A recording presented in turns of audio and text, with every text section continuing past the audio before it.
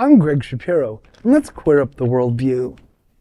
FIFA faces outrage after a pride match assigned to Iran where being LGBTQ is punishable by death. The 2026 World Cup is under fire after assigning an LGBTQ-themed pride match to Iran, a country where same-sex relations are punishable by death.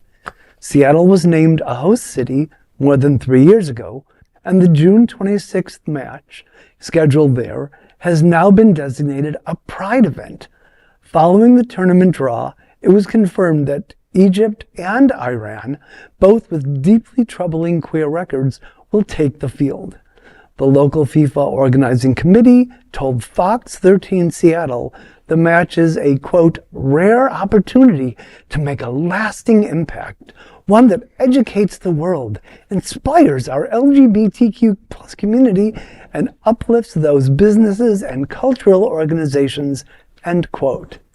In Iran, LGBTQ plus people face persecution, violence, and execution, with a 2021 UN report documenting electric shock torture of queer children. Egypt, while not explicitly criminalizing homosexuality, routinely prosecutes queer people for indecency. Despite concerns, organizers say the event will proceed. Advocates also note FIFA's ongoing failures, including its decision to award the 2022 World Cup to Qatar, where homosexuality remains criminalized.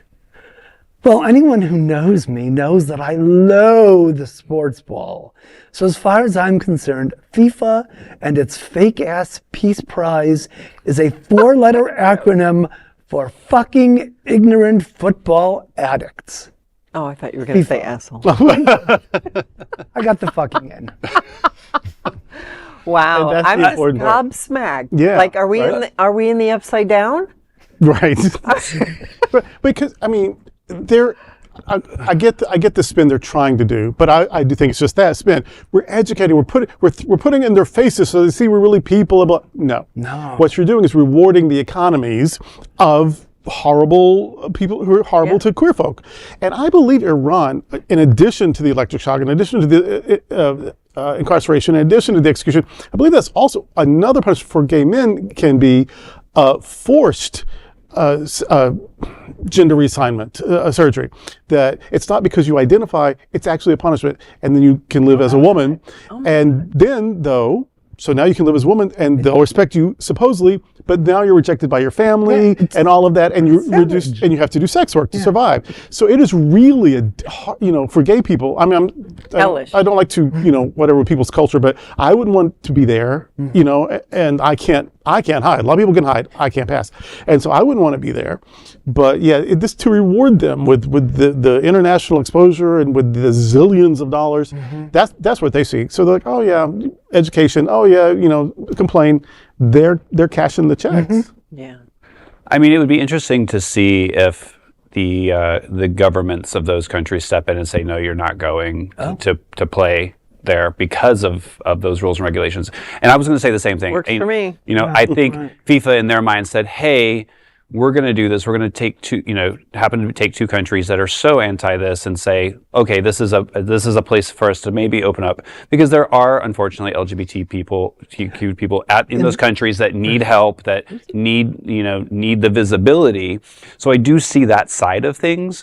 I'd be more interested because, I mean, let's be honest, people from Egypt and people from Iran are not flying over here necessarily to see that game. They might see it on TV, but the majority of the people that are going to be in those stands are going to be Americans, and it is Seattle. Right. So, yes, the teams are getting paid, and the teams do get sponsorships, but, the countries themselves aren't necessarily getting it. But it'd be interesting to see if those governments pull out and say, no, sorry, you can't perform. And I wouldn't doubt if they do play that the people at home don't get to see it on TV because they will decide that it's not appropriate. Correct. Or even sometimes people will self-select out.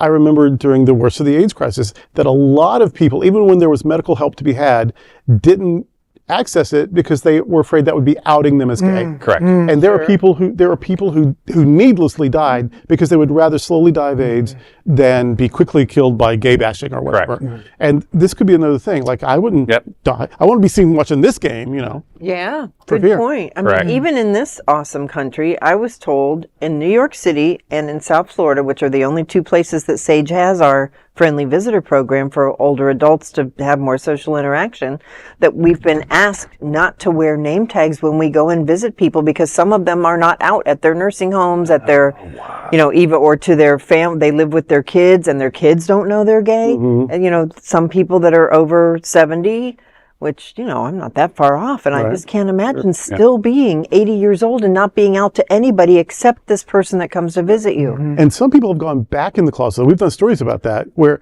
they were out, but when they had to be institutionalized and let home, that they didn't feel safe. They didn't feel like they'd get the proper care. Because we thought it was more appropriate to maybe say who we were, Yeah, especially in case walking there was into somebody else LF or who whatever.